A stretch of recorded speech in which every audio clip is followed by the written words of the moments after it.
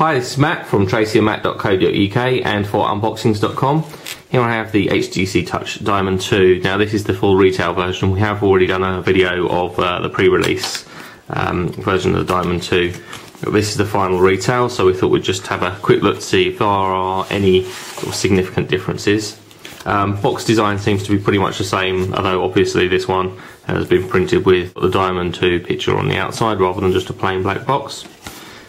Inside this slot we have a manual, the Get Start guide, an accessories guide, and a CD-ROM with getting started, presumably with a copy of ActiveSync, and another one which has the user manual, full user manual as a PDF. There isn't actually a large user manual in the pack, we'll just have a quick start. The handset itself is immediately on top, packed in what looks like to be kind of cellophane rather than a Ziploc bag or anything like that. I'll come back to that in just a second. Battery is 1100 milliamp hours, so exactly the same as the pre-release. Again, the USB to mini USB sync charge cable. Pretty standard wired headset there. It's got an inline push button, no volume control, but the push button does answer and release the calls, and the headphones again pretty standard. Have a stylus, which is magnetic and fixed length. It's not telescopic, but magnetic being quite useful, because when you pull the stylus out it does turn the device on, which is quite cool. Obviously have a UK plug there, unlike the pre-release, which only had European, and again the standard HTC USB style charger. Let's just push all those back. No real difference in the stuff there. What you will possibly notice to be different if you've already seen our pre-release unboxing video is sadly there is no case, which is a bit of a shame really, because that the case that comes with the pre-release and with some of the other HTC products is pretty good, and it's actually a nice thing to have included, but sadly not with the full retail. So let's quick look around the Diamond2 for those of you who haven't already seen it.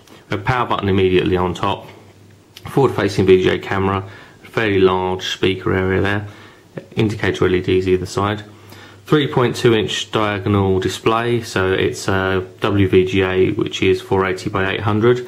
That's a lot of screen real estate, and obviously I've been using the other Diamond2 that we have and really do like that screen. Below that we have a zoom bar. I don't know if you can just make that out there, it's actually quite reflective, but this touch sensitive area here, which sliding from left to right zooms in and right to left zooms out. So that's actually replaces the spinning zoom that was on the original Diamond. So you can zoom out different areas out on the screen, which works in your email and image viewing and in the browser itself. Then we have a couple of keys below. We have the send and end phone keys, and then we have a Windows key and a back key, and then the end call key also doubles up as a home button. On the bottom we have the sync and charge, the extended mini USB connector there, so that's sync, charge, and obviously where our headphones plug in. The little hole there is actually the microphone, and then that hole there is actually where you can actually pass a lanyard or a phone charm loop through when you take the back cover off. On the left hand side we have a very simple up down rocker for the volume control, nothing really anything else on that side. On the right hand side, space for the stylus. As I say, this is a magnetic stylus, so when you take it out it does actually turn the device on if it's in standby. Then you have a grill over the loudspeaker, and would mention that the loudspeaker is pretty damn good. I've obviously been using the other Diamond2 that I have at the moment over the last couple of days, and it is a very loud and very clear loudspeaker, and that's actually quite good for when you're using speakerphone. On the back we have a 5 megapixel autofocus camera. There's no flash or mirror for self-portraits, but if you do want to take pictures of yourself, the back is probably shiny enough that you can probably achieve that.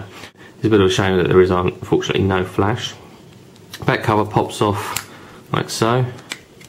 Obviously a battery goes in here, a SIM card underneath. We do need to take the back cover off to access the micro SD card slot, which is just there. And as I say, if you want to connect up a lanyard or a phone charm, you actually pass the cable through that hole and then around that little post there, and then pop the back cover back on. So that's pretty much the the hardware of the Diamond 2 in a nutshell.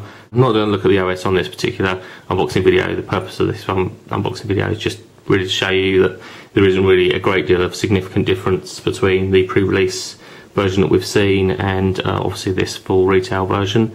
As I mentioned, the only significant difference is the lack of the leather case.